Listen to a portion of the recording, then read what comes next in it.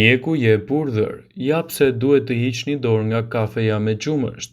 Disa mendojnë se qumështi jep një aromë më të lehtë dhe më të shijshme kafes, por sipas studimeve, kombinimi i kafes me qumësht ka pasoja negative shëndetësore. Dëgjoni disa prej tyre të cilat do t'i rendisim në këtë video.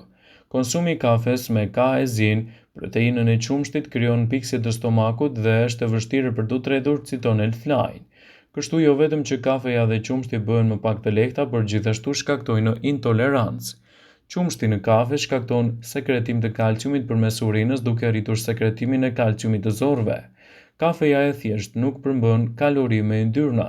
Kur kombinohet me qumshtin, atëherë numri i kalorive të panevojshme dhe yndyrnave që hani është rritur. Sidomos kur pini shumë kafe dhe çaj çdo ditë, të cilat ndikojnë në drejt për së drejti edhe në rritjen e yndyrnave trupore. Vëmendje.